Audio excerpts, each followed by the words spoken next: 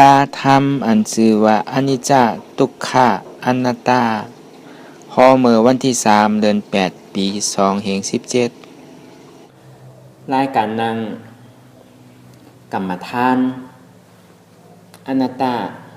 วิปัสสนาภาวนาหาหันยอดธรรมอนัตตาปริวัติเตนั่งสมาธิวนหากรรมฐานเนี่ยปริวัติเตนั่งสมาธินั่งสมาธิอันว่านั่นเป็นห้องว่าความเขาเรียกห้องว่าตั้งมันตั้งไว้ซื่อๆอันว่าตั้งมันนั่นสองที่ว่าเขาอย่าไปงอป้นย่าก็อย่าไปเคียงป้นนั่นเขาไว้ตัวซื่อๆห้องว่ามัชฌิมาปฏิปทานี่รับตาเนื้อเปิดตายามปิญญาอย่างเรียกว่าคือรับตาเนื้อล่ะเนี่ยก็ในเพราะเขามึนตายาวเนี่ยกำตัวน่ะดีกำตัวก้อนในก้อนนามันดีหันตั้งพิษเป็นติ๊กๆเนี่ยจองที่ว่ามาหาในตัวในใจเนี่ยหาตั้งพิษตัวเจ้าเก่าคือน้ำอันที่ว่า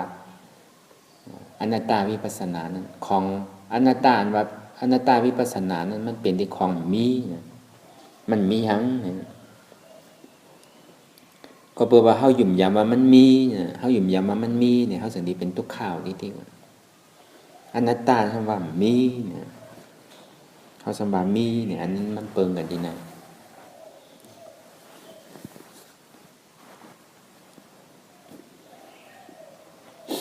กับในเขาสัมติป่องใจเขาสัมติซื้อเนี่ยเขาสัมติลังเลสงสัยวนป่องคิดป่องอย่างสัมว่าอนัตตาดีๆล่ะอนิจจาทุกขาสัมว่ากอบสังสัมมีอนิจจาทุกขาอันนี้ก็กลัวเขาจังหยุ่มพิษหยุ่มเปิงแต่ที่แต่มันอนิจจาเลยทุกขาเนี่ยมันเพราะเหตุการณ์อยู่กูขิงข้าวยามอยู่หลายเขาติดตัวเฉพาะอนิจจาอันเดียวเพราะเขาตัวเฉพาะอนิจจาอันเดียวก็ไล่อยู่มันสัมผัสไล่อันเกิดตายอยู่ที่พอหัวอนิจจาเฉพาะอันเดียวเนี่ยมันดีเป็นเกิดยาวตายยาวเกิดยาวตายยาวเกิดลำสุดลำเซ็งกันในเขาสมาวนทุกขาอันเดียวซ้ำมีธรรมตัดที่เต็บตัดว่าทุกขาของหัวทุกขาที่นั้นเจ็บเย้าเนาะเจ็บเย้าเนาะแก้นเย้าเนาะแก้นเย้าเนาะนี่อันที่เขาเคยยามปฏิวัติกันมานั้นมันดีเป็นสิ่งนั้นอันนั้นเป็นเฉพาะทุกขาเขาซ้ำหัวทุกขาเป็นอนัตตาเนี่ยมันก็สำดีเลยเจ็บว่าตายแล้วเจ็บว่าเกิดแล้วเจ็บว่าตายที่ว่านั้นเพราะว่าเฉพาะอนัตตาเนี่ยมันดียาวการกันเดียวมันมีอย่างเพราะมันมีอย่างก็มันหลบทุกข่าว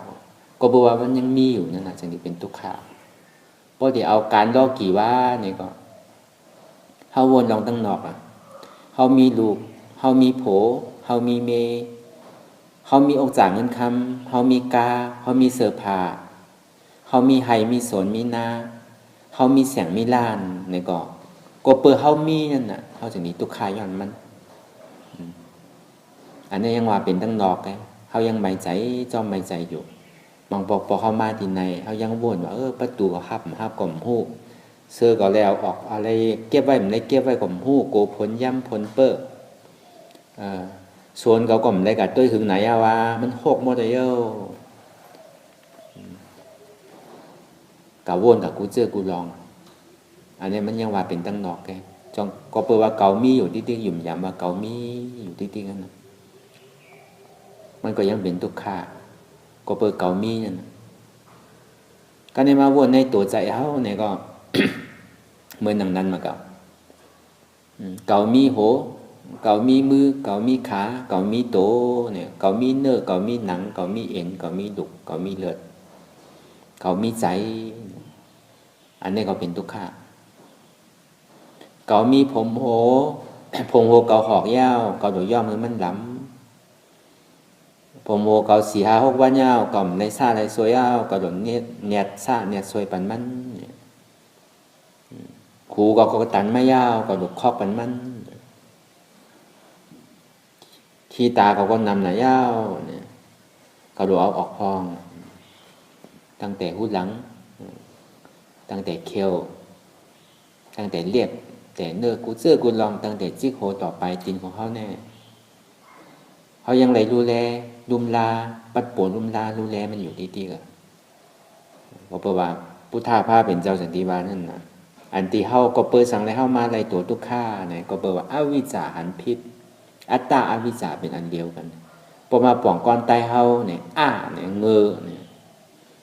ก็เปิดเก่าเงอก็เปิดเก่าก็เปิดเก่าหันพิษเงอวิชชาเนี่ยเพราะปาลีเนี่ยอวิชชาหันพิษเนี่ยพอหันพิษยาวมาอะไรเป็นของพิษหลายของพิษอันตุกข้าเฮาแห้งขันใจนะนั่นห้องว่าปัญจขันธะ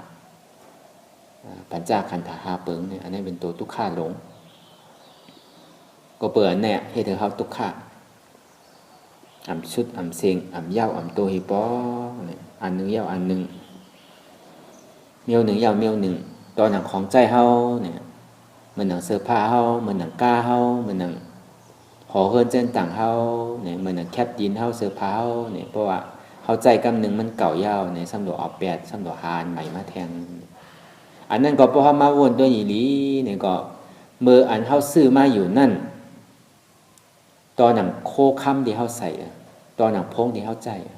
เขาอาจตีมันว่าซื้อมาได้ดีกลุ่มต่อโจต่อตายมันกลุ่มแล้วกับแต่ในโปอยู่อันรุ่นใหม่มาทางสำคัญอะไรอันใหม่ครับเหมือนหนังเสื้อผ้าก็เหมือนกันพอนุ่งยาวมันเปลี่ยนจากเก่ายาวมันตันสมัยมันปอใหม่มันทุซานนะสำหรับแปดสำหรับหาอันใหม่แทนเมื่ออันเฮาซื้อนั่นก็แปลว่าเฮายุ่มยามว่ามันกึมมันกึมอยู่ก็ในพออยู่หึงกับหึงมามันเศร้ามันหมองมันมีอันใหม่ก่อขึ้นมายาวนะครับอันนั้นก็ตุกข้าบ่เกิดเดียวโดยแปดอันเก่าโดยเอาอันใหม่เนี่ยอันนี้อนิจจาทุกขานี่มันเกิดจอมดีๆแล้วพอดีว่าที่เตะห้อมหันแกกูเจอกูลองมันเป็นอนิจจาเฉพาะเป็นทุกขาเฉพาะมันหมดบาดดว่ากาวบาเฮิรนเฮาเนี่ยพอหึงเป็นหึงกะมันเก่าเสาเว้าหมองมาสมุตาสีปันมันใหม่ทางพ่อกะหันเมื่อไรก็ใจมันนี้ตึกเก่าตึกสังป้อมตาก็มยาวพอตายาวแค้นกะอีกหนึ่งก็ในพออยู่ว่าตัวหนังเฮิรนเฮามันเป็นอันจ้าเก่ามันตั้นสมัยมันทุซานมันแคมหรือย่าเฮ็ดอันใหม่แทงอันนี้ก็เป็นทุกข้าสังทุกข้าหรือหางนึงหนาคำตาดีเฮ็ดทางสามป๋องบนห้องว่าตัณหาเฮ็ดทางสามป๋องก็แปลว่าอวิชชาหันพิษพอหันพิษยาวเนี่ยส่งมาดีเวทนาหักหักเจิกหังดีหังดีเนี่ยก็แปลว่าใครหังดีก็แปลว่าใครคือมันใหม่อยู่เซ่ก็แปลว่าใครมันแคบอยู่เซ่ก็ในเพราะใครใหม่อยู่เซ่แค่หมู่เสๆเป็นห้องว่าตัณหาเกิดขึ้นตัณหาปาดีที่ห้องว่าตัณหาเนี่ยตัณหาความหมายที่ห้องว่าตัณหาความใต้เฮาได้ก็ห้องว่าใครอยากใครกินนั่นน่ะพวกดีว่าซื่อๆใครไรเนี่ยพวกดีว่าได้พวกใครไรยาวเนี่ยก็อันเนี้ยเป็นโตตีให้ยาวใหญ่ไรอันนึงยาวกล้าสำคัญไรอันนึงเหมือนหนังโกนเฮาอ่ะเหมือนเขามีลูกเขาไหลก้อนหนึ่งยาวเขาขลายก้นยิงซ้ำเป็นก้นใจก็ในพวกขลายก้นใจซ้ำเป็นมียิงมีก้อนหนึ่งกามีสองก้อนกามีสามก้อนเนี่ยเกิดยาวเกิดแทง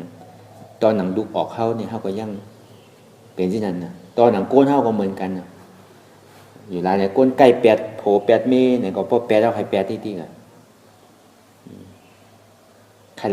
ให้ทางสร้างปองที่มันมีอันการอิ่มการเบิกอันที่เขาใครไรอันใหม่อันที่ใครไรอันยังก็ย่อโตมีใจก็ดีโตมีใจก็ดีเนี่ยอันเขาใครไรเนี่ยก็แปลว่ามันคือมันเพราะเขาใครไรมากเมื่อไหร่ขยับมากเมื่อไหร่ตัณหาปอกมากเมื่อไหร่ก็เป็นอนิจจาสภาพของเดียวใครไรมันไรเป็นทุกข์เพราะไรย่อมย่อก็สำหรับปองหาแทงก็จะเป็นทุกขาทั้งสองที่ว่าอันนี้จ้าเฉพาะเลยทุกขาเฉพาะนี่มันเกิดขึ้นอันเดียวกันนะอยู่ลายอันที่นั้นมันเป็นแห้งมันอยู่ยาวอันแห้งตาที่เต็บตัดกิเลสศาสตร์ตาที่เต็บตัดทุกขาอันเต้ๆเนี่ยมันอยู่ที่ไรสองที่ว่าเป็นอนัตตาสองที่ว่าอนัตตาเนี่ยหล่ำลองเต้ๆอันนี้จ้าทุกขาเอาอยู่เข้าใจผิดไว้อย่างอันนี้จ้าทุกขาเสมอตัวเสมอเอาอนัตตาดีๆเนี่ยก็แปลว่ามันเกิดขึ้นก้อยมันหมด เฮาดีตัวอันนี้จ้าเฉพาะอันเลียวเลยตาดีไรนี่ป่านเนี่ยมีทางมันด้วยทุกข้าอันหนึ่งอันเลียวบ่นอย่างด้วยทุกข้าไปด้วยเจ็บอันติ๊กมียานเป็นยานแต่ที่พูดแทบตัดว่าเจ็บว่าทุกข้านี่เป็นอนัตตาเนี่ยก็ตาดีไรนี่ป่านนี่มีแน่นอนหรือเสปัจเจกพุทธาไว้อันดีไรเนี่ยตัวอันนี้จ้าเฉพาะอย่าก็ได้เข้านิพพานสอนเบิ่งทำไร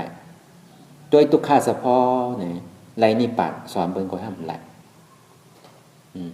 มันง่ายๆตอนนั้นเขาเป็นปัจเจกพุทธาเนี่ยยังโดดเลยมีปรมี2อสังขายไปแสนกำพาจึงดีไรซ้ำใดทำไรก็เดียวเลยเอาเบิ่นรอดไรสอนเบิ่งไรอยู่ไรเนี่ยอันนี้จ้าทุกข้าเฉพาะเนี่ยมันเป็นของเคิงตื้อกรรมของปัจเจกพุทธามันเป็นนอกศาสนาปฏิบัติเทศมั่นใจในพุทธศาสนาเหมือนอย่างเขายามตัวสะพอเป็นดูตัวลมเขาออกเนี่ยปอก็ยามหันสะพอเป็นดูยาวเนี่ยเอาอันสะพอเป็นดูนั่นนะมาวนเป็นทุกข์เขาหลบมีอย่างเนี่ยไกลกว่านั่นนะคือมันสืบข้าวตั้งหนึ่งคือเรียกเขาที่เฮ็ดลมๆง่ายๆมังปอกเนี่ยเขาเฮ็ดมาปียาวข้าวถึงยาวเนี่ยมังปอกเนี่ยเพราะว่ามันทุกข้าวแห้งเกิดขึ้นมามันภาพทุกข้าอะไรเนี่ยมันติกัดยากมาดหมายต้องตีสภาวะเป็นดูที่ๆตัวลมเข้าออกที่ๆอันนี้อาจารย์เก่าเตียนเฮาเฮ็ดไว้นั่นมันดีมาเก่าที่ๆก็ในเฮาอยู่ในฮู้ไว้ว่าเพราะว่ามันมายาวเนี่ยเฮาอย่าไปตัวเสๆอย่าไปยักเสๆในสภาวะเป็นดูนั่นพอแห้งสภาวะเป็นดูนำป้นแห้งทุกข้าอยากแห้งทุกข้านำป้นเนี่ยเฮาเตียบตัดอนัตตาเนี่ยก็มันดิ่มขาดแหละมันดิกาเป็นรูปมันดิทุกข้าวอย่างนี้ดิแกสองดีว่าสภาวะเตียนเขายามเฮ็ดมานั่นก็ใจว่ามันลีอยู่เขาสืบเข้าตั้งทางพอเขายามหันสภาวะเป็นรูปมาโจกแก้บอ่อนกำหนึ่งเลยสังเขายามเฮ็ดมาป่องใจลีเลยสังซ้ำใหญ่มาอันที่เขายามเฮ็ดมาในตัวลมเขา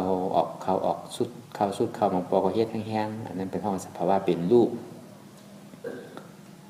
ในพุทธศาสนาเขาในห้องว่าศาสนาห้องว่าเป็นสภาวะเป็นรูปอันเป็นรูปนั่นน่ะมันกำนำในอันเป็นสภาวะเป็นรูปก็แน่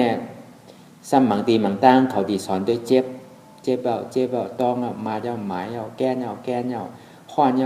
าหรือใจเอาใจมันนี้เอาเนี่ยอันนี้เป็นห้องว่าด้วยทุกขาร้อนอันที่เจ็บเนี่ยมันซ้ำลูกที่ไหลมาห่มหูพวกห่มหูก็กังเหมือนก้นกังตั้งเหมือนพิษเหมือนก้นพิษตั้งไว้หูดีกาตั้งนาเลียดีปอกตั้งหลังเลียอยู่หลายเลย2อันในตาดีตื้อเขามาโผนิปานนั่นแหละอันนี้สักแรงกับกายโดยอนิจจทุกขาเฉพาะนั่นมันมีกาโกติโกตั้งมีกาโกติโกตั้งสภาวะของอนิจจเฉพาะทุกขาเฉพาะนั่นอยู่หลายแหละเอาอนัตตาติติอย่างปอกเกิดขึ้นมาก็อนัตตาติติอันนี้มันง่ายนะหันเจ็บว่วนเป็นอนัตตาหันทุกขาว่วนเป็นอนัตตาติติพอมันจู้น้ำเขายาวเนี่ยหันเป็นอันนึงอันเดียวยาวเนี่ยก็เข้าดูเอาอนัตตาตัดติติแกพอหันหาโขมันยาวเนี่ยก็ดูเอาคอเสียมคุดติติพอหันน้ำใหญ่เอาเนี่ยก็ดูเอาพันมิดพันติติปาดตึบน้ำตึบดูพันแปดติติอันนี้พอพันยาวพันแทงตั้งเส้นตั้งเตียนเขาเนี่ยมันถึงนี่มันมีทางที่คือว่ามันดีถึงวันหนึ่งเจ้าอันนี้มีเอาเขิงมือเขาพันมีเท่าได้พายหนาว่ามีอยู่ในมือเขาในพายไหนว่าเขาดิพันเป้อันนั้นได้เป็นทางรองหนึ่งเพราะว่าแมทก็อย่าไปซุ่มตื้นอันว่าแมทได้อย่าไปซุ่มตื้นนั่นในข้าวตั้ง2 ชั่วโมงเนี่ยพอเป็นไรในเขาอย่าไปนึ่งอย่าไปต้งอย่าไปฆ่าอย่าไปยาอย่าไปลายใจว่าเอากรรมเป็นมาว่าอันเหมือนหนังพุทธาภาเป็นเจ้ายังว่าไว้อยู่รู้มัชฌิมาปฏิปตาอย่าไปขาใจป้นตีอย่าไปหย่อนป้นตีพอมันเจ็บก็ขึ้นปันก็เป็นสังอย่างมาเป้ทุกข์ทรมานใจว่าตันนั่นตันเลยเนี่ยอันนี้มันเป็นกรรมกลหย่อนที่ว่าที่หนึ่งนะกรรมกลพิษมันใช้กรรมอันเตะจังที่ว่า เขามีหรืออธิษฐานเขาในกฎระเบียบในจีการเขามีอยู่นะว่าในเข้าตั้ง2 ชั่วโมงวันไหนสีปอกใน2 ชั่วโมงอย่าปีหนึ่งอย่าปีเพื่อนอย่าปีต้งวนหึงวนยาวๆแผลตื้นน้ำข้าวยามหึงเนี่ยอันเนี้ยเขาอย่าไปเอากรรมมันนั้นมาใจอะไรตรงที่ว่าสมาธิตั้งมันพอมายอเตก็เส้นตั้งตาดีกามักตาดีไรมักไรโผนั่นพอมายอมี3 ตัวนั่นนะปิญญาศีลสมาธิปิญญาก็เป็นมักตาสมาธิที่หันพอหันแม่เนี่ยก็อวิจามเกิดแล้วที่ในปฏิจจสมุปบาทก็มันจะเป็นวิจารนั่นเดียว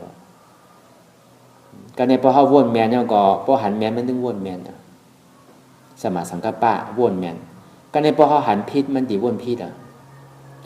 เพราะว่าเป็นมิจฉาทิฏฐิเนี่ยก็มันติเป็นมิจฉาสังกัปปะมันเป็นของกูกันนั่นเดียวอวิจารเนี่ยมันเป็นของกูกันอัตตาอวิจารเนี่ยพอหันพิษติวนพิษพอหันแมนติวนแมนพอดีว่ากรรมใต้เขาก็มันมี2 อันนี่แกมันก็ง่ายๆแก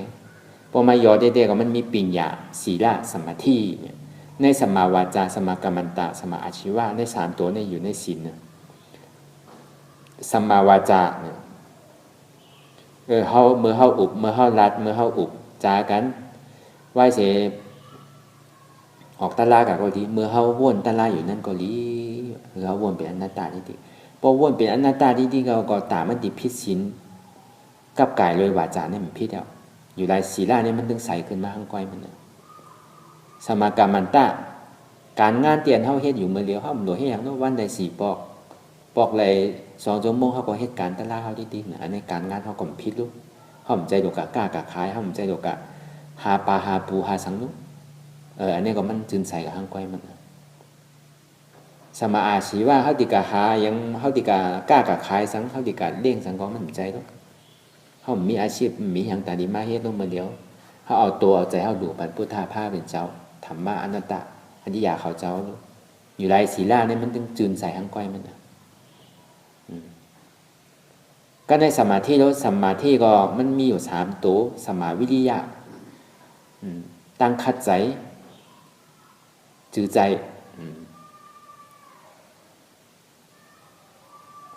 สมาสติอ่ำลงอ่ำลืมเนี่ยอยู่กับปัจจุบันพองยามเดียวเนี่ยที่เจ้าใกล้ว่าเสียนั่น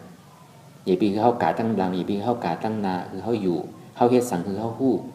บนห้องว่าการปัจจุบันอันนี้ก็คือนั่นสมาธิเนี่ยอันนี้เขามันนั่งสมาธิแล้วอยู่หลายแหละมันต้องเกิดขึ้นข้างก้อยมันนะเพราะเขาหันถูกบนถูกเขาในตามันติพิษเนี่ยมันมีอยู่หลายแหละเอาปิญญาน้ำนานั่นใ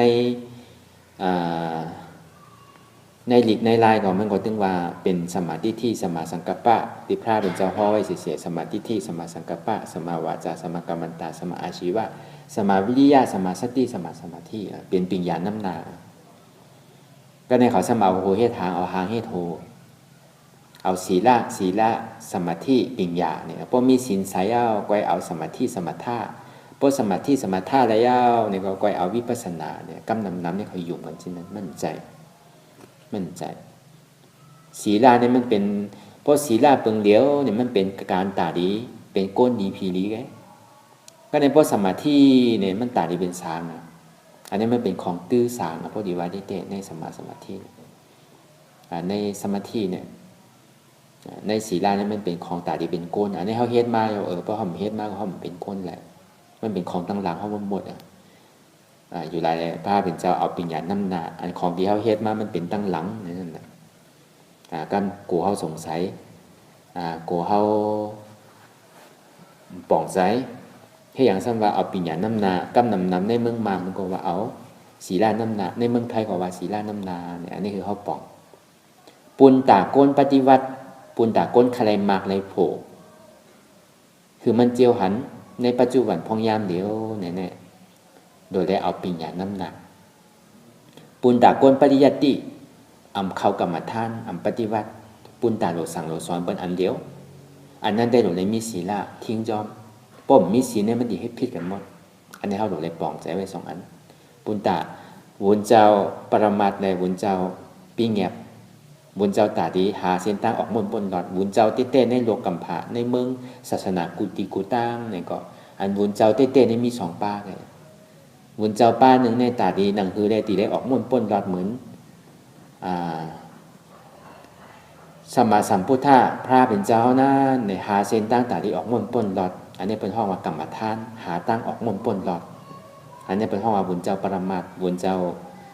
กรรมฐานนะบุญเจ้าตาดีหาออกมนปนหลอดอันนี้เปิงหนึ่งก็ในเปิงหนึ่งครับบุญเจ้าตาดีหาปริยัติศาสนาภายเห็นในปิฎกา3กองคือมันปอลงแหลนในปิฎกา3กองนั่นนั่นคือในที่สั่งที่สอนคือตกาสัทธาติมยางตั้งกว่าตั้งพิษพอเหตุการณ์ที่ไหนที่ในกัดตกหน้าลายนาพอเหตุการณ์อกุศลห้องว่าพิษศีล5ศีล8ศีลปากปลายศีล227ศีล3ปากปลายในสุติเลกัดตกหน้าลายก็ในพอสู่เหตุลองตาหน้าเฮ็ดศีลาสุติเลเป็นก้นดีผีลีก็ในสู่เฮ็ดลองสมถะภาวนาในสุติเลกับเป็น3ก็ในพอสู่เฮ็ดลองวิปัสสนาในสุติเลกับ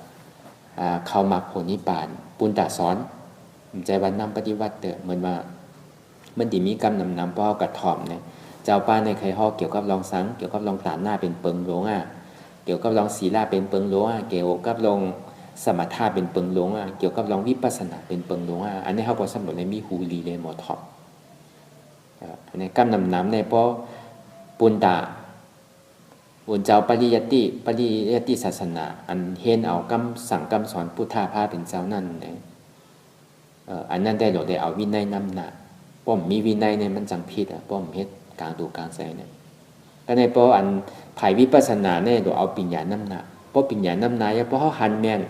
สมาธิที่มันหันแมนบ้วนแมนเขาก็ตามมันติดกับพิษศีลเนี่ยมีเป็นคำว่าศีลวิสุทธิเนี่ยศีลวิสุทธิเนี่ยศีลวิสุทธิมันดีจึงใส่ไรซื่อมันดีจึงใส่ไรก็ต่อเมื่อเขาเป็นอริยะแล้วเพราะเป็นอริยะเนี่ยพิษแล้วอัตตาดิทิวิจิกิสีวิจิกิสาตายกว่าย่อก็มันเป็นศีลวิสุทธิเฮ็ดตาหน้าก็เป็นตาหน้าวิสุทธิเฮ็ดศีลก็เป็นศีลวิสุทธิเฮ็ดปิญญาก็เป็นห้องว่าปิญญาวิสุทธิตัวใจก็ห้องว่าจิตตาวิสุทธิเนี่ยเป็นวิสุทธิกับมดอันนี้เขามาพึกเหมือนหนังน้ำขุ่นไว้แล้วเขามาพึกคือมันใสเหมือนหนังน้ำมันขุ่นอะไรเขามาหนังคือเรียมันดีใสในเขาซ้ำพึกเขามาพึกเขาสำหรับเลยปึงอิงเหลือเสียน้ำขุ่นหนังคือเรียยานเขาดีถึงเลยให้ถึงน้ำมันใสไหลเหมือนเขามาปึงอิงทุกข้าหนังคือเรียทุกข้ามันสุดเสียงหายกว่าเย้ามันดีเลยสุขข้าอันกัดเย็นไรเนี่ยมันก็เหมือนกันแก่กับพอดีมาแตกตอนนี้ปอกะเคลื่อนเตียในอนิจจทุกขาอนัตตาสะพอเตียนเขามาหาอยู่กับวัดกูวันกูขิงกูข้าวกูย่ำในเจ้าเขาก็ซับแรงยาวซับแรงแทงโกมปองใจโกมเข้าใจพอดีมายอเต้ๆก็ในรูปวิญญาณนามรูปเนี่ยเพราะว่ากำง่ายๆเขาเนี่ยรูปนามรูปก็ได้รูปนามก็ได้เพราะว่าในรูปวิญญาณเวทนาในรูปวิญญาณนั้นมันเป็นอนิจจเฉพาะรูปในวิญญาณนั้นก็ในสัมผือย่อมภาพทุกข้าเนี่ยอันว่าย่อมภาพทุกข้าเนี่ยมันเป็นทุกข้าเฉพาะอันว่างคือเป็นอนัตตาเนี่ยอันห้องว่าอนัตตาเฉพาะอนิจจทุกขาอนัตตามันเกิดขึ้นคนเดียว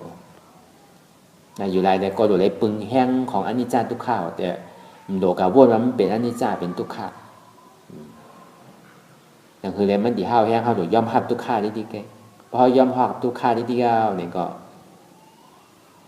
อนัตตามันอีกตัดไปได้ดีแก่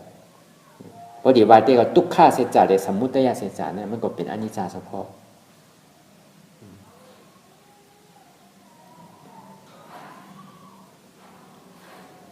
ใจอันนี้มันหับทุกข้ามันนั่นอันนั้นเป็นทุกข้าเฉพาะที่เตะใจที่ว่างไรอันนั้นเป็นอนัตตาเฉพาะอันนี้มันปิ่นกับปิ่นมาอะไรหมดเหมือนเขามาหาในสภาวะรูปธาตุอันนั้นก็ในสภาวะรูปธาตุกายานุปัสสนาสติปัฏฐานในรูปธาตุในรูปก็ดีเนี่ย อันนั้นสภาวะธาตุดินน้ำไฟลมเนี่ยมันเป็นตัวเดียวกันหมดเลยในรูปธาตุของเรามันมีสภาวะเจ็บแกนโต้งตอดเน็ตซานสั่นไว้โคมไต่ห่อนไม่กัดหนาวนักเบาอ่อนแข็งจู้ตุ้มจับยายจึ้มหยอดอันนี้มันเป็นเฉพาะอนิจจาเฉพาะอันนี้เป็นห้องวันรูปธาตุห้องว่ากายอนุปัสสนาสติปัฏฐานก็ใจห้องวันสภาวะธาตุดินน้ำลมไฟก็ใจอันนี้เป็นตัวรูปมันหมดเป็นรูปธาตุมันหมดรูปธาตุปรมาณ่ะที่มันหันใดคู่ใดในตัวในใจห้างก้อยไผ่หู้ใดมีตัวเขาแค่หู้ใดตอนหนังผีสางเขาอันที่เขาเป็นอัตตาที่เขาเป็นอริยะในเศร้าเขาปุ่งในพยายามหู้ใดอันนี้อันที่เขามาหาอยู่คนเดียวเนี่ยอันนี้ก็รูปธาตุตรงนี้ก็ปกติว่าเสจสีป้าเนี่ยก็ป้าทางนั้นเนี่ยในเสจสีป้าห้องว่าเป็นทุกขาเสจเนี่ยในรูปธาตุในสภาวะธาตุหินน้ำลมไฟยาวก็ในกายอนุปัสสนาสติปัฏฐานเนี่ยอันนี้ห้องว่าเป็นทุกขาเสจอันทุกขาเสจเนี่ยก็เป็นเฉพาะเป็นรูปก็ในนามเดียนกับพูดจากห้องว่าจิตตานุปัสสนาสติปัฏฐานก็ดี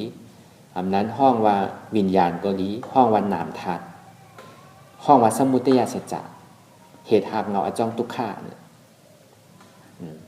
เหตุหากเงาอจองทุกขาเนี่ยอันนี้เขาปองใจดีเหตุหากเงาอจองทุกขาห้องว่านามธาตุห้องว่าวิญญาณอันนี้ก็ในรูปในนามเนี่ยก็ไม่เป็นเฉพาะนิจจาเหมือนกันนะอันนิจจาเฉพาะเป็นรูปมันเป็นเหตุหากเงาว่านั่นแหละจงที่ว่าเป็นรูปเหตุหากเงาอจองทุกขาหลงเป็นรูปเลนนามรูปธาตุนามธาตุในนามนั่นก็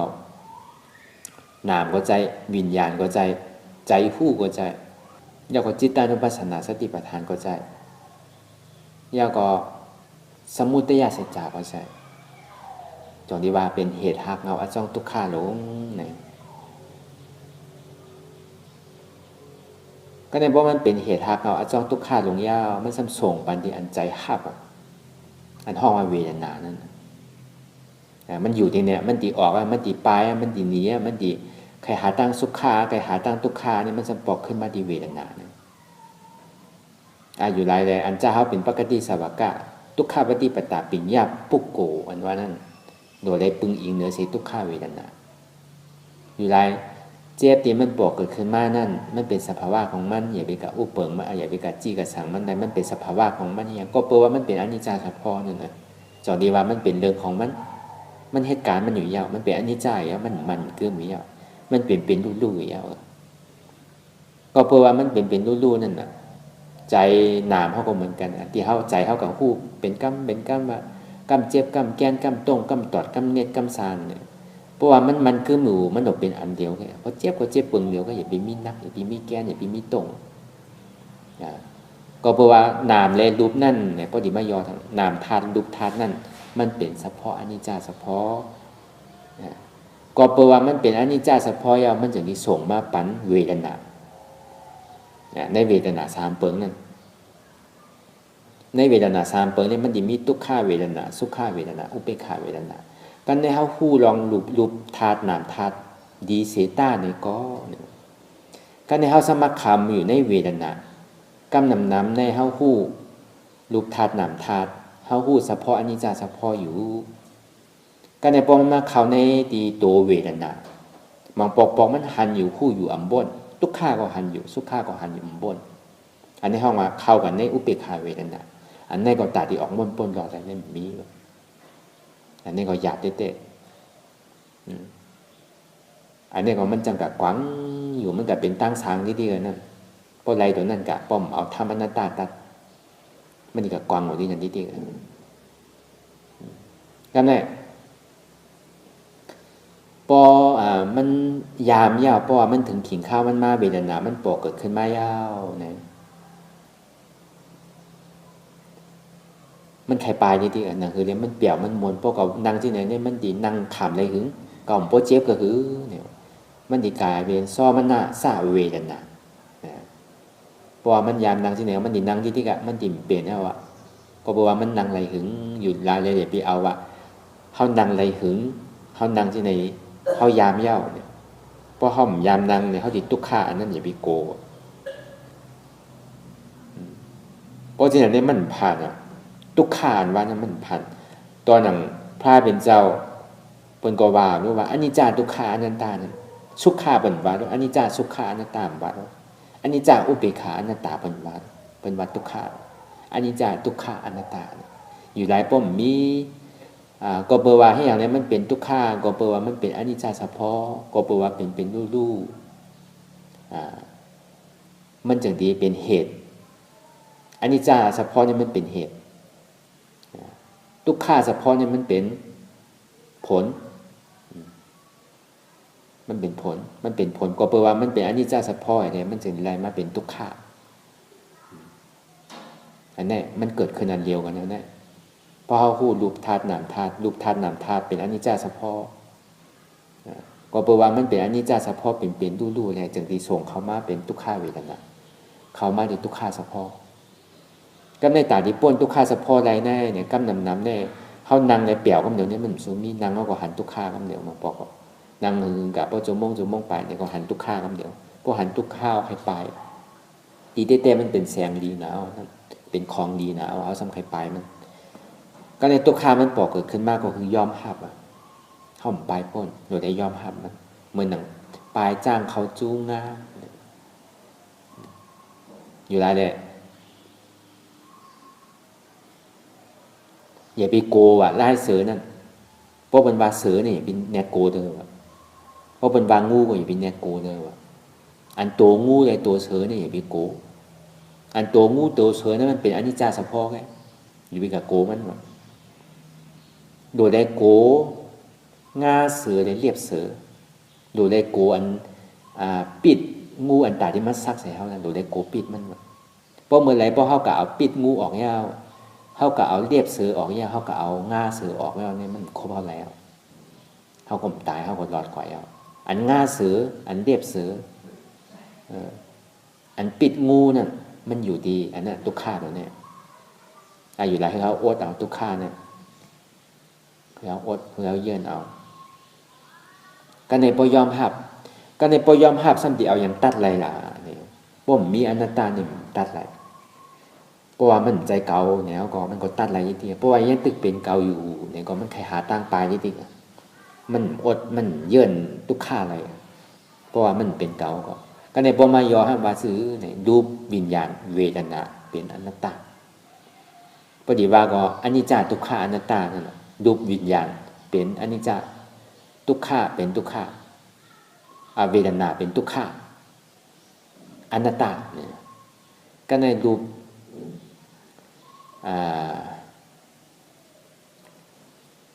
รูปวิญญาณเวทนาเป็นอัตตาเนี่ยพอเขายอมพอเขาอดอะไรเขาเยื่นเขาว่างอะไรก็เป็นที่นั่นแบบนั้นนะอันนี้เขาบอกเกี่ยวกับดองอนิจจาทุกขะอนัตตาสะพอนให้อย่างทำเอาทุกขะอนิจจาทุกขามา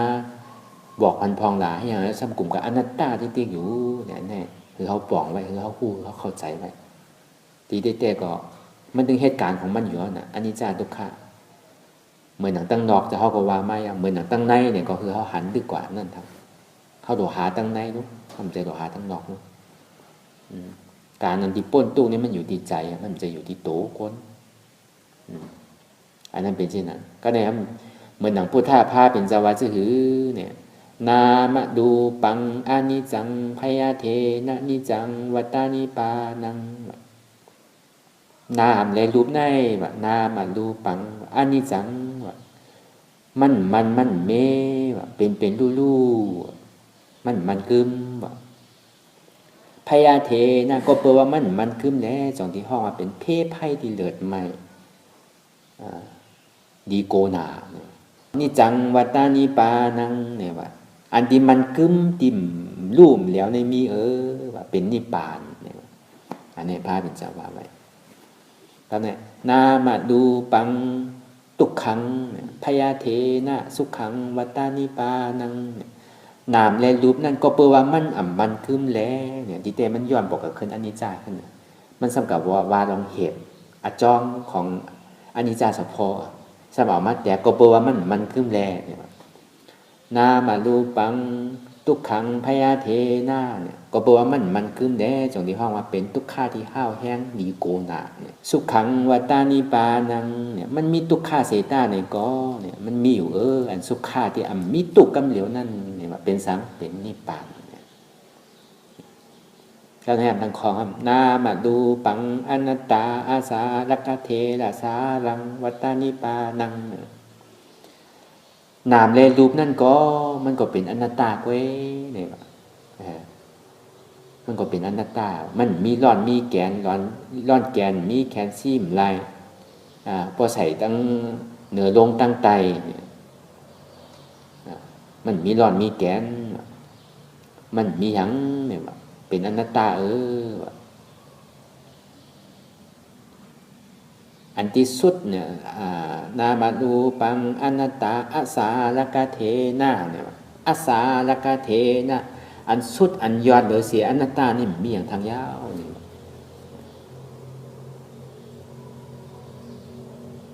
สารังวัตานิปานังเนี่ยพอเฮาหลงลืม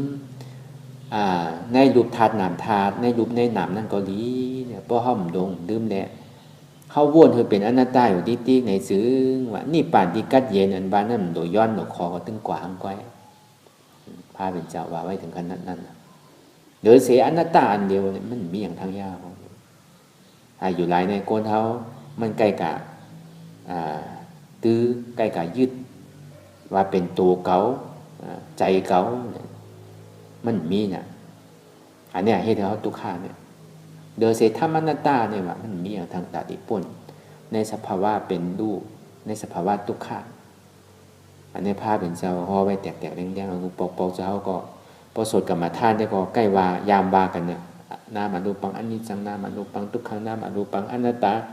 นิจังวัตานิปานังสุขังวัตานิปานังสารังวัตานิปานังนิปานังปรัมมังสุขังเนี่ยว่าอยู่ที่ไหนก็ไม่รู้ผมมาทบด้วยก็ไม่ยอมรู้ที่เต้มันมีการขันน่ะในมันเป็นเฉพาะอนิจจทุกขาอนัตตาเฉพาะเนี่ยก็ในที่เฮาตุกนี่เฮาตุกก็เปิดสังหนาเฮาซ้ำย้อนปอกขึ้นก็เนี่ยถอยปกตินามาดูปังอานิจังเนี่ยพระเป็นเจ้าว่าที่ไหนเฮาสมว่านามาดูปังนิจังเนี่ยเฮาสมว่านามในรูปในมันกึมเนี่ยอันมันกึมนั่นเฮาสัมหาน่ะเฮาที่หันชื่อแหละตานี่มันกึมนั่นเฮาหาการเฮาเหตุการณ์มันอันเนี้ยให้เรียกว่าเป็นทุกข์ก็ในถึงวันหนึ่งมาเหมือนเจ้าวางเหมือนเจ้านั่นแหละเฮาก็ถามว่าซื้อผ้าเฮาใหม่อยู่เศษเฮาก็ถามว่ากวนเฮาหลีอยู่เศษเมื่อโหอยู่แน่อีหยังก็ดีกับมดตั้งแต่จิโขต่อไปทีนี้เป็นอันหอมกับมดโปหึงเป็นหึงมาสมาเหม็นซ้ำใครปัดก็ใหม่ใครเอาก็ใหม่ทั้งเนี่ยจะดีว่าเพราะว่าลองก้นอันนี้เห็นเขาเป็นตุกข่าวก็เพื่อเขาหยุ่มยามาเขามันกึมอยู่ที่กันน่ะพระเป็นเจ้าสัมบามันกึมเขาสัมบาเขามันกึมเขาสัมหาตั้งออกมันเนี่ยก็เขาก็ตุกข่าวที่กันน่ะเปลี่ยนเย้าดูเปลี่ยนเย้าดูตายเขาเกิดเย้าตายเอาที่กันก็เนี่ยนามาดูปังสุขขังเนี่ยเขาสัมหยุ่มยามาโตได้ดูนามเขาเนี่ยมันมีสุขาเพียงเดียวก็อันทุกขาเนี่ยมีเนี่ยเขาหยุ่มยามที่เนี่ยพอกัดพอหนาวก็ห่มผ้าป้อมอยู่ดีก็หาสาวุนพอโหเจ็บก็กินยาโหเจ็บพออยากเข้าก็กินข้าวพอใครคิวกับคิดมันกับทุกขาได้ไรมีสุขาเพียงเดียวก็เนี่ยอันนี้เขาหยุ่มยามที่เนี่ยกำในยิงกะหาเหมือนอย่างเขากายาหมอดีในเมืองมันหายกายาเมืองไทยหายกายาเมืองนอกยากายามากเงินก็เซ็งเจ็บก็เจ็บยอกาก็ซ้ำเป็นมากทางก็ในพวกกินยาวกับแม่นเมี่ยวหนึ่งกับถูกกับหลีเมี่ยวหนึ่งซ้ำกับปอเมี่ยวหนึ่งนะยอกาเขากับหายเมี่ยวหนึ่งซ้ำกับเป็นห่วงเข่าก็เนี่ยก็ในซ้ำถังมาตีหายซ้ำแค่เจียวตายใกล้กับหาก็ใกล้ตายอยู่ดีๆกับหมอเขาก็ตีตายซาบุนเขาก็ตีตายอยู่อันซาบุนเป็นแก่นเสือก็มิ้นนำน่ะในเมืองไทยเขาเลยเขาก็ยังเป็นอยู่แกนเซอร์เขาก็ยังตายอยู่เขาซ้ำยุ่มยำว่าเขาสุขข่าวเสียอันนี้เขายุ่มพี่แล้วพระเป็นเจ้าสมบัติบอกเลยอาจองในอาโจก็เหนียวพระเป็นเจ้าพอมีตุกข่าอันสุขข่าต้องมี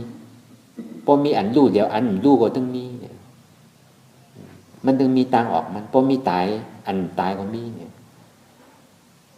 พอมีเกิดอันเกิดเนี่ยมันต้องมีเนี่ยพระเป็นเจ้าเนี่ยไว้ใจถึงแต่นั้นหามันเนี่ยง่ายๆนะโจที่เอาทำคำสั่งสอนมาป้าบอกในเฮาเนี่ยพระเป็นเจ้าเนี่ยทอกสร้างบารมีมาพวกก็คืออันเท่าในเหมือนหนังที่คือเนี่ยก่อนลุมลาตนมันในพระเป็นเจ้าก่อนลุมลาตนมันลุมลาตนมันยาวเนี่ยหมากมันสุกเอาเขาหลุดวิทกินก็ได้เขายำหลุดอะไรลุมลาตนมันก็ได้เขากามดีหนาวหมากมันสุกกับหลุดวิทกินใส่โซบเลยเนี่ยเพราะเขาฮัดเพราะเขาฮัดเขาได้กินเอาหมากไม่ตายนั่นได้กินเอา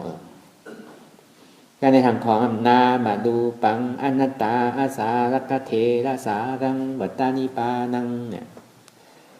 เขาจะมีพระเป็นเจ้าสมบัตินามในรูปในก็เปว่ามันคือมันเป็นทุกข้าแล้วจองที่ว่าเป็นอนัตตาเฉพาะเดอเสียเสียนตั้งอันนายาวกาดีออกม่นป้นตอนอันตายอันเกิดยากกว่าอันทุกข้านั่นเดอเสียอนัตตาเปิงเดียวอันที่จวนถึงกว่านิพพานไรก็ในเขาจะมีอย่างว่านามาดูปังอัตตาเนี่ยนามในรูปนี่เป็นของเก่าเนี่ยยังก็เป็นเก่าสั่งอะไรหมดเก่าใครให้สั่งเก่าก็กาได้เก่าใครห้างดีเนี่ยก็เก่าต้ามุนก็ไรให้แคบเหมือนนั่นเนี่ยก็กาโกดิยาก็ไรกาฝรั่งก็ไรหนังหือนายเหี่ยวเนี่ยก็จันหือมันเค็งมันหนุ่มเลยเก่าคนโอหอกก็ย่อหือมันเป็นศีลาแม่หุ่นดีก็เฮ็ดหือมันดีๆทั้งแม่เมืองเขาเต็มบอกก็หือเมืองไทยโอ้เต็มปีกับหมดเมืองไทยเนี่ยหุ่นหลังแบบก็เฮ็ดหือมันสูงนาปอดก็เฮ็ดนายาวผิวดำก็เฮ็ดถึงเป็นผิวขาวแบบมีอย่างเดียวพอมีเงินเฮ็ดอะไรมันหยุ่มยามว่านามในรูปเนี่ยเป็นอัตตานั่นนามในรูปไม่เป็นของเก่าเนี่ยนะพอดีว่าซื้อแบบอันเนี้ยที่เฮ็ดถึงเขาตายเขาเกิดยาวตายก็เปิดอัตต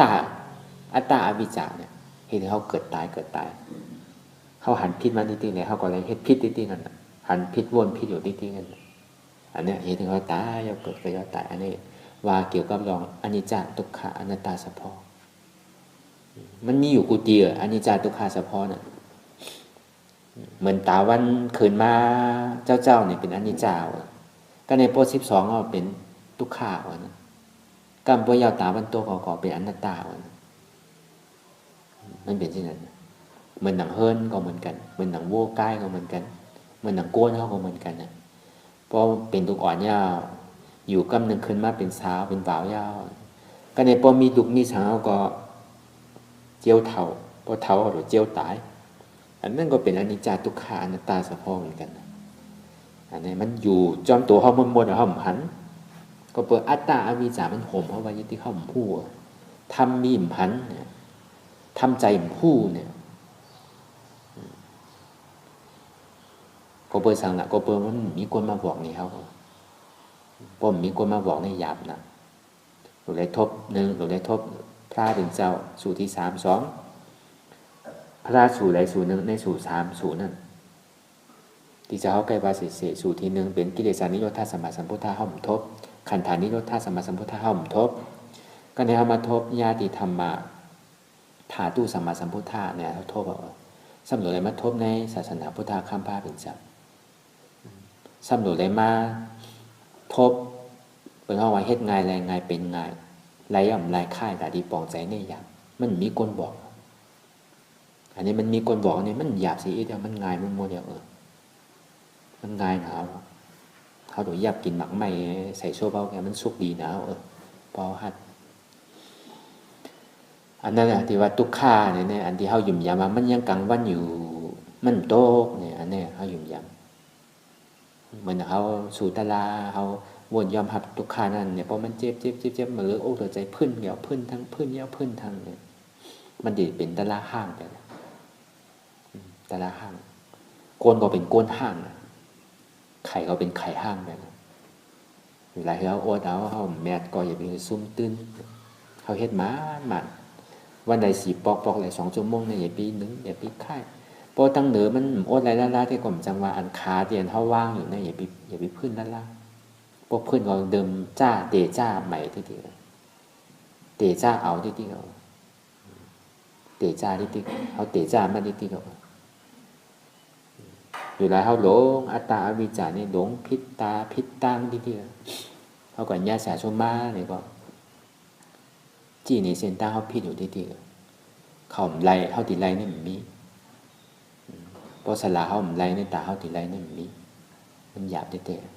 มันดีเหมือนซื้อตาตันจงตาบอดกอดคอกันตกลุกที่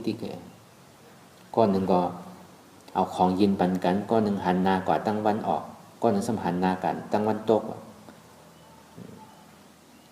ก้นปั่นก็มีก้นย้อนก็ไล่มันดีไล่ซื้อมันไล่เฮ็ดจีก็มันยากกันไล่เอาดังตำกันที่อันนี้เหมือนที่ไหนไอ้ใหญ่ๆลำลองตุ๊กเตะเราไว้ใจห้าทานเนี่ยสึกอยากตัวก่อนที่อยากตัวในตัวขันเท้าอันนี้ว่าเดียวมันมีนำหนักบ่ติดแตกเนี่ยเขาคือผู้อีก็ยาวรูปวิญญาณเนี่ยเป็นรูปธาตุนามธาตุเข้าใจรูปวิญญาณเนี่ยเป็นอนิจจาเฉพาะเวทนาเนี่ยเป็นทุกขาเฉพาะก็ในซ้ำยอมภาพเวทนา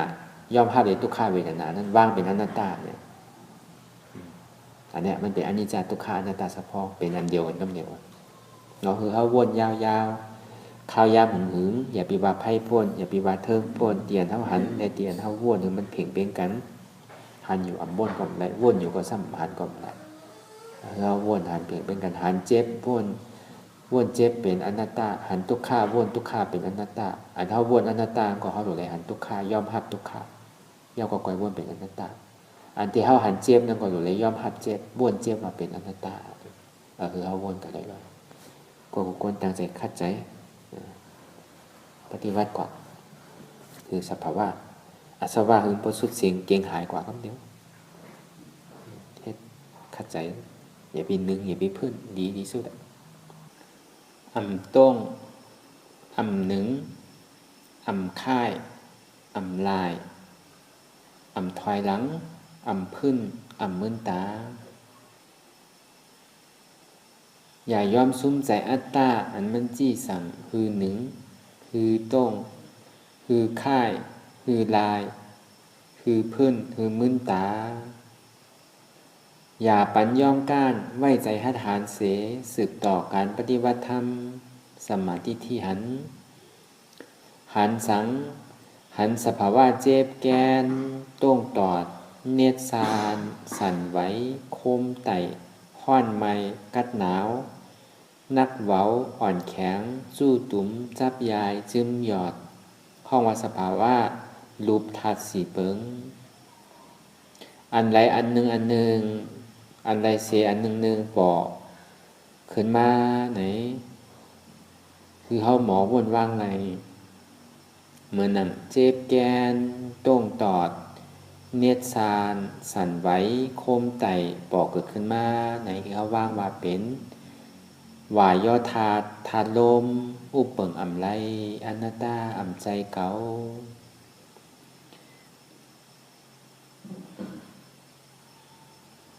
ห้อนใหม่กัดหนาวปอกขึ้นมาไหนคือเขาวนว่างว่าอ๋อเป็นเตโซถาดไฟอุปเปิงอ่ำไรอนัตตานักเว้าอ่อนแข็งปอกขึ้นมาในเฮาวนบ้างว่าอ๋อเป็นปฐวีธาตุลิ้นอุปเปิงอ่ำไรเนาะอนัตตาอ่ำใจเก่าจู้ตุ้มจับยายจึมหยอดอ่ำนั้นก็เป็นลู่เนี่ยมันไพ่หนามันหันง่ายๆพอตัวเป็นลู่เนี่ยพอมันปอกเกิดขึ้นมาไหนคือเฮาวนว่างว่าเป็นอาปอธาตุน้ำอุปเปิงจี้สั่งอ่ำไรเนาะอนัตตาอ่ำใจเก่าไหนคือเขาวนว่าตั้งแต่จี้โหต่อไปตีนของเขาในปึงอิงเหนือเสสภาวะธาตุดินน้ำลมไพ่อันที่ห้องว่าสภาวะธาตุสี่เปิงมหาธาตุมหาพุทธธาตุสี่เปิงเนี่ยมหาอันว่ามันใหญ่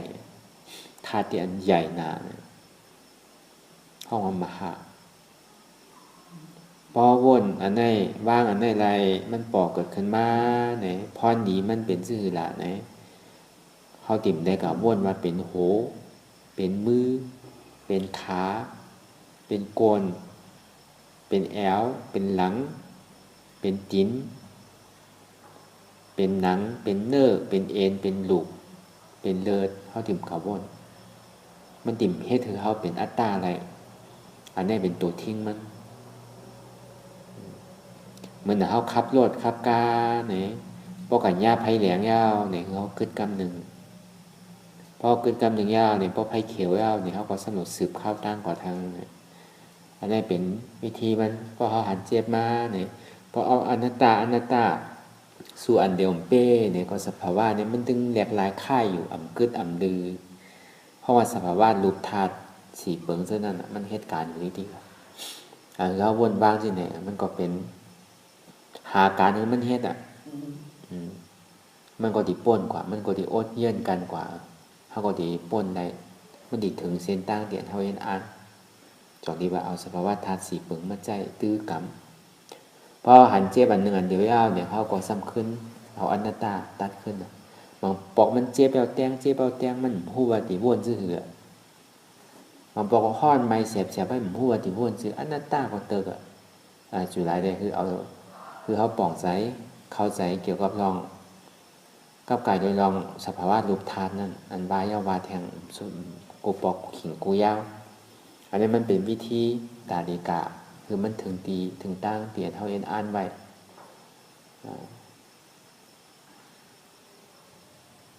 แล้วก็ในเวทนาก็มีใจก็พ่งปิวอยู่เป็นหลายเจอหลายรองหลายอันไว้ในเมืองหนังเขากว่าในเมืองหลวง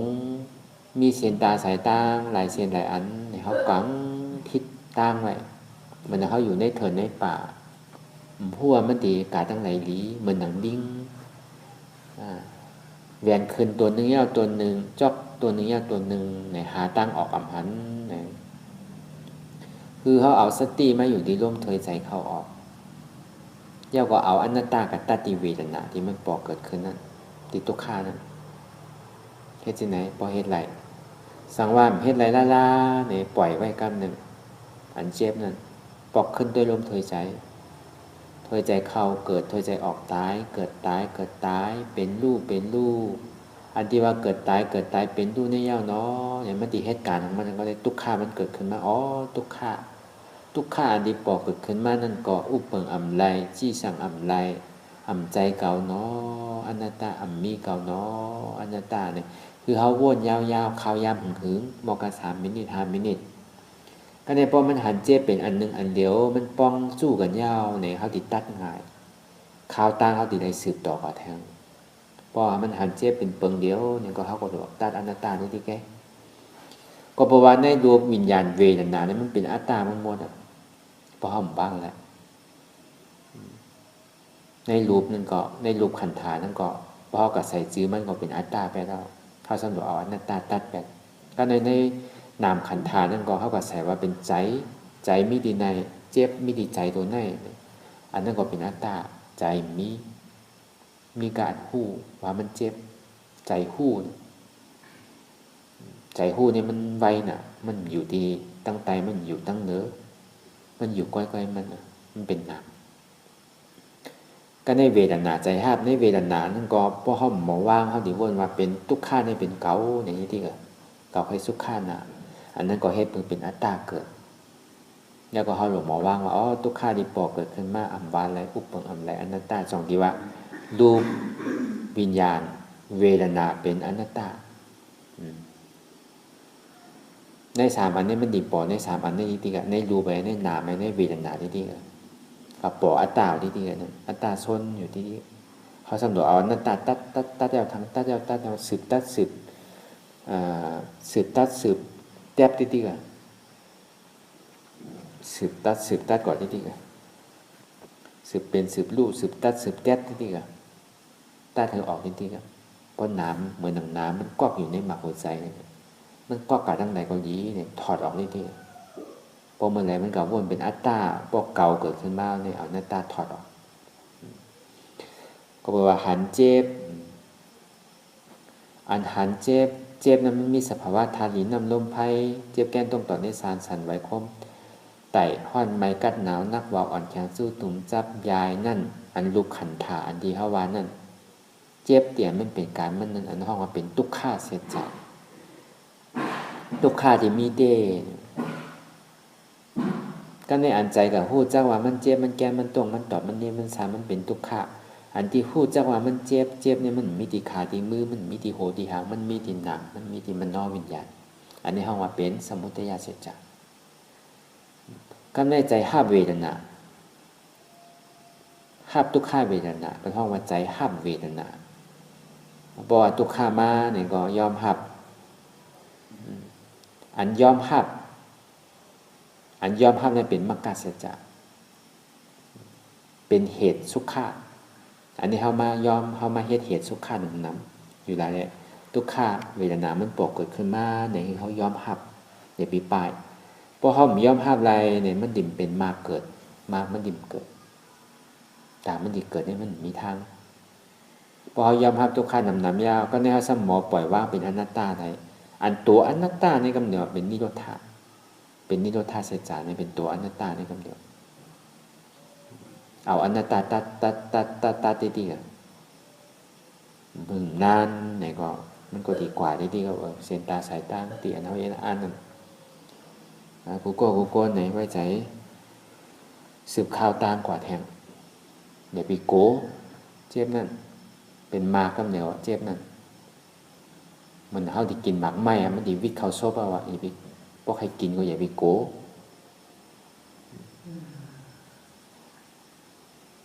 เฮาหมอวิทย์บ่มีคนวิทย์ปานนี้ว่าเฮาหลุดกินแค่อย่าไปโกมันเฮาหันตนมันเฮาซ้ำหมอเอาหมากไม้มันอันนี้มีคนวิทย์ปานนั้นเฮาหลุดอาโซไปใส่น่ะโดยยอมรับทุกข์ที่มันปรากฏขึ้นมาแล้วก็ว่างเป็นอนัตตาอันว่างเป็นอนัตตาเนี่ยมันเป็นนิโรธาสัจจะอันหันเป็นทุกขาสัจจะใจหันนั่นใจหันเจ็บใจฮู้เจ็บเป็นสมุทัยสัจจะใจหับเจ็บเป็นมรรคสัจจะอยากว่าวนเป็นอนัตตาอันนั้นห้องว่านิโรธาสัจจะเป็นสัจจะสีเปิงอันที่เขาเฮ็ดอยู่เมื่อเดียวเนี่ยเป็นเส้นตาสายตั้งแต่ที่เข้าเป็นหมักเป็นโผมักโผมันหมักไหมที่เขาหลุดไรกินเนี่ยมันอย่างมีก้นมันวิทย์ใส่โซ่เพราะเขาหลุดยับกินนิดๆเลยเนี่ยอันเนี้ยมันข้าวต้านที่เขาสื่ออยู่ว่าอย่าไปโกอย่าไปก้านนะข้าวย่ำไปถึงอย่าไปข้านม้วนๆนิดๆเพราะมันเกี่ยวกับเราอนิจจาทุกขาอนัตตาเนี่ยวนก่อนนิดๆอ่ะเอาอนิจจาทุกขาเป็นตัวจอยอย่าบอกเอาอนัตตาเป็นแห้งใหญ่ตาที่แทบตัดนั่นอย่าไปลืมอนัตตาไหมนั่นยังปอกเกิดขึ้นมากก่อนเพราะมันกับค้ำไม่อยู่เขาก็วนคือมันหันสภาวะอนิจจามันก็มีรูปมีเหลี่ยวรู้ก็เปิดที่อย่างไรสันติเป็นทุกขาก็เปิดทุกขาเนี่ยซ้ำอุปเปิงไรจงนี้ว่าเป็นอนัตตาเนี่ยอันนี้คือเขาปองใจตัวนั่นเองเพราะปองใจเนี่ยก็มันดีเหตุการณ์กว่าที่เกิดขึ้นตั้งอยู่ย่อมรับกว่าเกิดขึ้นตั้งอยู่ย่อมรับกว่าเกิดขึ้นตั้งย่อมรับกว่ามันนาเลียมันยากาตั้งนานที่ว่าที่เหมือน1 วันป้วนกว่าติ๊ก1 ปาดป้วนกว่าติ๊ก1 เดือนป้วนกว่าติ๊ก1 ปีป้วนกว่าติ๊กมันไปเวลาในกว่าติ๊กพอเหตุการณ์มันแม่นั่นแหละมันใครปอกมาเลยมันดีปอกนี่ปาดนี่มันไปน่ะดูหลายเขาเหตุการณ์มันอย่าไปย้อนอย่าไปขอเหตุมันอย่าไปโกอันผลมันนั่นผลทุกขานั่นอย่าไปโกโดโกเหตุทุกขาโกอจ้องทุกขาอโจมันอย่าไปโกเขาสืบกะอย่าไปลืมเขาเหตุการณ์สั่งก็คือเขาตื่นเขาฮู้อยู่เสยตื่นเน่มปองว่าเขาอยู่กับปัจจุบันฮู้อยู่ว่าเขาเหตุการณ์สั่งเขาฮู้เขาตื่นอย่าไปอายสภาวะอย่างเกิดขึ้นเขาใครหาน้ำลายใครไหลเนี่ยก็ปล่อยคือมันหาเป็นอันหนึ่งอันเดียว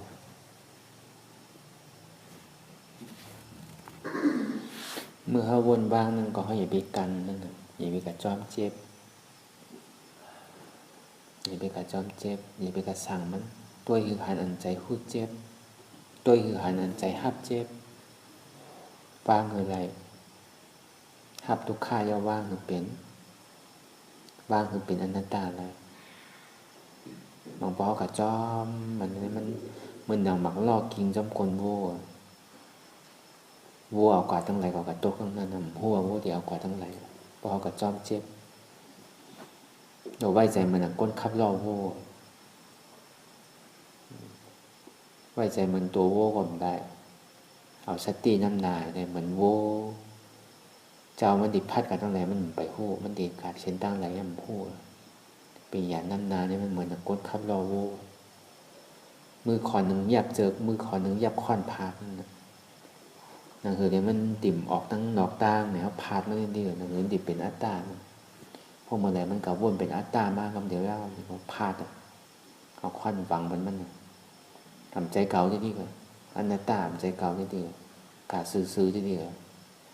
พวกมันอะไรมันวิดทรายเอาพาดคือมันกาซื้อพอวิดขวาเอาพาดคือมันกาซื้อพอเงี่ยกว่าตั้งน้าเนี่ยพาดคือมันซื้อเงี่ยกว่าตั้งดังว่าพาดคือมันซื้อไว้ใจมันก้นคับรอโวคับเอาที่นี่สมาธิที่สมาสังกัปปะบนยาวๆข้าวยากเหมือนเพตื้นน้ำยานปิ่งยาเนี่ยใจนิดที่หันถูกวนถูกที่ลองตั้งอันเป็นอยู่กูเจอกูอย่างย้ายข้องคำไว้ดีใจหู้ถอดถอนออกดีใจหู้ให้มันออกเสียงก่อนสภาวะอันใดก็ดีลองตั้งอันใดก็ดีอันเกิดขึ้นมาดีโตดีใจเสียนั่นถอดถอนออกดีใจหู้ให้มันออกเสียงสภาวะรูปธาตุสีเปิงเสื้อนั่นเจ็บแกนตรงตอดเนสานสั่นไหวโคมไต่ห้อนไม้กัดหนาวนักเว้าอ่อนแข็งสู้ตุ้มจับยายซึมหยอดสภาวะรูปธาตุสีเปิงเตียนให้ทางสร้างปองอยู่เตียนหนามธาตุกว่าหู้จักเตียนเฮายึดไว้ว่ามีโตมีตนตีอัตตายึดถือยึดมันไว้ว่าเป็นเก่านั่นคือเฮาหมอปล่อยวางเป็นอนัตตาลองใจพ่องปิวอยู่อันเฮาวนดึกวนเลยอยู่เป็นเดิมเป็นดาวอยู่เจอนั่นในสังคือเฮาถอดถอนออกที่ใจผู้ให้มันออกเสียงก่อนยอมคืดยอมออกยอมลงอันเฮ็ดให้เฮายินดียินให้เจอนั่นอารมณ์เจอหันถึงใสถึงข้อไว้ตีมันยึดไว้ตีมันเป็นทุกขานั่นปลดปล่อยวางออกที่ใจผู้ให้มันออกเสียงก่อนลองเสื้ออันเป็นทุกขาแลลองย้อนถึงใจหลายๆอย่างอันเกิดขึ้นมาตีโตตีใจเสื้อนั่นปลดวางอย่างเสียก่อนก่อยค่ายย่ายลายหนึ่งพื้นลอย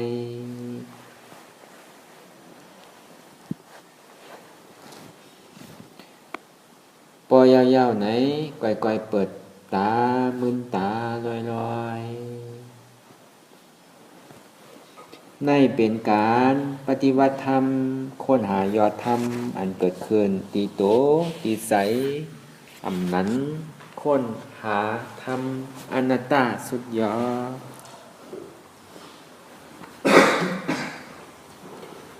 ต่อสืบกว่าในเขาได้เพเมตตาถึงเวเนี้ยสัตวาทั้งหมดทั้งเสงเขาเลยมหาพรดีกุโสเตียนเขาเลยมาเฮ็ดคำขึ้นวันเหมือนในก่อนบุกโกในตั้งใจตั้งข้อเพเมตตาถึงพ่อแม่พี่น้องเสื้อเคอแต่มามีสวยเขาทั้งเสงสัตวาทั้งหมดทั้งเสงเตียนเขาเลยตั้งใจ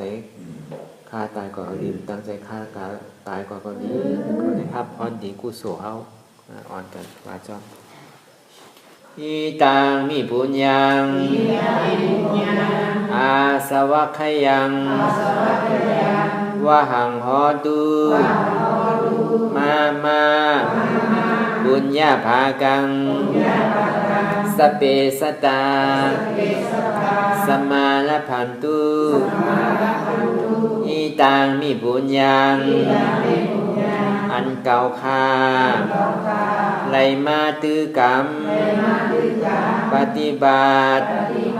วิปัสสนาภาวนาหาหันยอดธรรมนัตตาในอาสวัคยังเปนันเตแสแตดแปดอาสวะสีเปิงเสียยาวแลนิพ ปานังตินิปานั้นพอตูให้ถึงเสกัมติคามาปุญญาภากังพรดียันคามานังวิปัสสนาภาวนาทรงยืนปานสเปสตานัง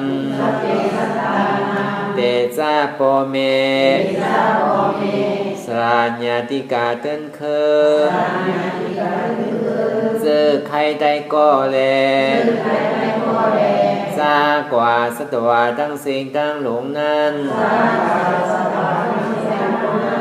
สมาละพันตุ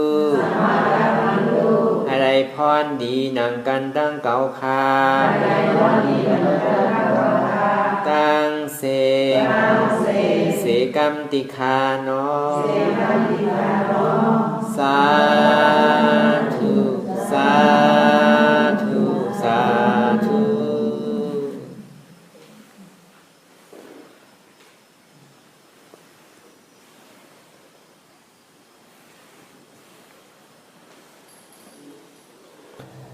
รายการนั่ง